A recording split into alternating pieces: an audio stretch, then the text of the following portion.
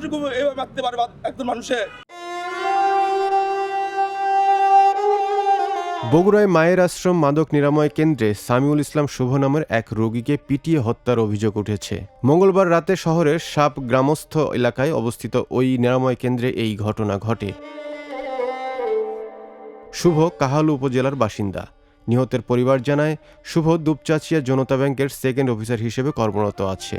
গত কিছুদিন আগে হঠাৎ ছিনতাইকারীর কবলে পড়ে মানসিকভাবে অসুস্থ হয়ে পড়ে।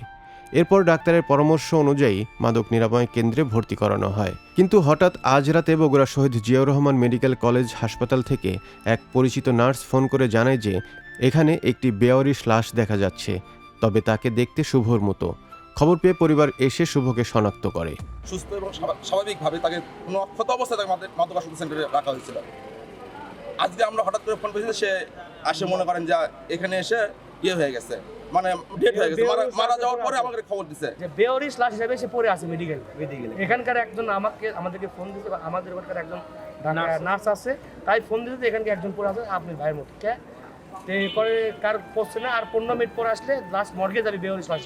এই বিষয়ে বগুড়া অতিরিক্ত পুলিশ সুপার ও সদর সার্কেল অফিসার মোস্তফা মঞ্জুর বলেন, হাসপাতালে এসে মরদেহটি দেখা হয়েছে। জনতা ব্যাংকের সিনিয়র অফিসার, ওনার নাম হচ্ছে সামিউল হাসান শুভ। ওনার বয়স আনুমানিক 35। তিনি গত 14 তারিখে আমাদের বগুড়া সদর থানা সাবগ্রাম ইউনিয়নের মায়ের আশ্রয় কেন্দ্র, এটা হচ্ছে মাদকাসক্তি নিরাময় কেন্দ্র, ভর্তি ছিলেন। আজকে সেখান থেকে তাকে হসপিটালে এনেছে, জিয়াউর রহমান মেডিকেল কলেজে এসেছে চিকিৎসার জন্য। পরিবারের দাবি তারা যখন এসেছেন তখন আসলে তারা মৃত ছিল। আমরা এটি আসলে জেনেছি, আমরা ইতিমধ্যে এটি ইনভেস্টিগেশন শুরু করেছি। আমি ডক্টরের সাথে কথা বলেছি, আসলে এটি হত্যা কিনা এটি আসলে আমরা পোস্টমর্টম করার পরে আমরা আসলে এটি জানতে পারবো। তাছাড়া আসলে বাকিটা আমাদের তদন্তে বের হয়ে আসবে। এবং মাদক নিরাময় কেন্দ্রের হুমায়ুন কবির নামের একজনকে জিজ্ঞাসাবাদের জন্য আটক করা হয়েছে। এসে দেখি তার শরীরে এমন অবস্থা, পুরো শরীর তারা মেরে জখম করে ফেলে দিচ্ছে, তারা বেঁধে রেখে মেরে জখম। মাদক সেন্টারে এটা কোনোদিন সম্ভব যে আপনি সুস্থ মানুষকে এভাবে মারতে পারে একজন মানুষে? একজন সুস্থ স্বাভাবিক ব্যক্তি মারা যাবে, মারা যাওয়ার আগে একটা সিমটম থাকবে, তার ক্ষতের চিহ্ন ছিল না, কোনো কিছু ছিল না। তো এই ছেলে আমরা মারা যাওয়ার পরে কেন খবর পাবো? আর আমরা সুষ্ঠু বিচার চাই। মরদেহ মর্গে রাখা হয়েছে, ময়নাতদন্ত শেষে পরিবারের কাছে হস্তান্তর করা হবে। এছাড়া কিভাবে মৃত্যু হলো তা ময়নাতদন্ত রিপোর্ট পেলেই জানা যাবে।